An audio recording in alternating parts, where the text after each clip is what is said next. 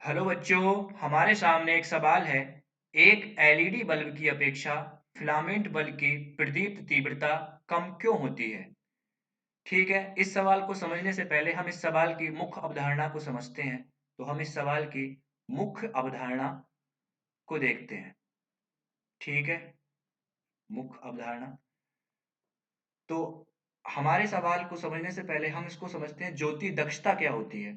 तो ज्योति दक्षता का सिंबल होता है अपना ईटा। ईटा बराबर होता है फाई अपॉन आर। अब यहाँ पे फाई क्या होता है? फाई होता है हमारा ज्योति फ्लक्स। फाई ज्योति फ्लक्स होता है, ज्योति फ्लक्स। और आर जो होता है वो हमारा होता है विकर्ण फ्लक्स। विकर्ण फ्लक्स होता है। ठीक है।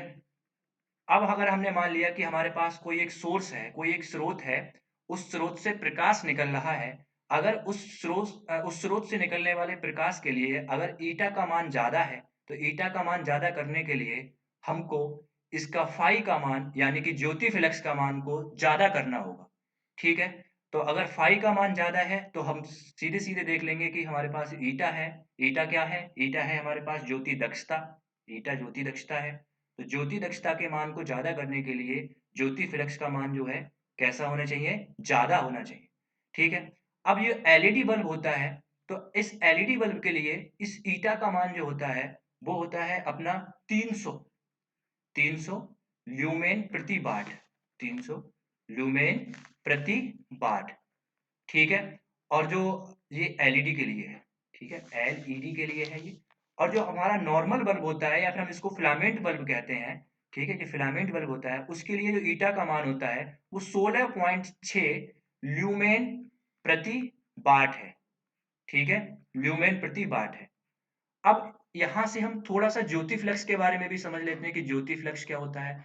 देखिए, अगर हमने मान लिया कोई हमारे पास एक स्रोत है और उस स्रोत से प्रकाश निकल रहा है, तो ऐसा नहीं होता कि इस स्रोत से सिर्फ प्रकाश ही निकले। इस प्रकाश के साथ साथ इससे और भी बहुत सारी विकिरण निकलती हैं जो हमको दिखाई नहीं देती हैं। इसमें पराबैंगनी विकिरण भी होती हैं, अवरक्त विकिरण भी होती हैं, लेकिन हमको जो दिखाई देता है, हमारी आंखों में संवेदना जो जागृत कर पाता है, वो होता है हमारा दृश्य प्रकाश।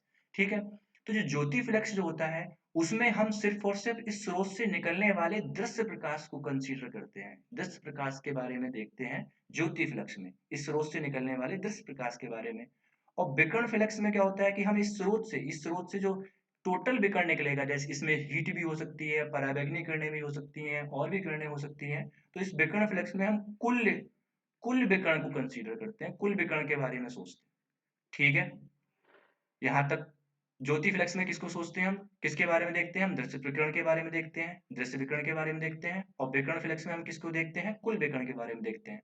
अब अगर फाई का मान ज्यादा होगा तो ईटा का मान ज्यादा होगा। अगर हम इसको विपरीत तरह से देखें, अगर ईटा का मान ज्यादा है इसका मतलब क्या है? फाई का मान ज्यादा है। अब यहाँ देखते हैं एलईडी के लिए।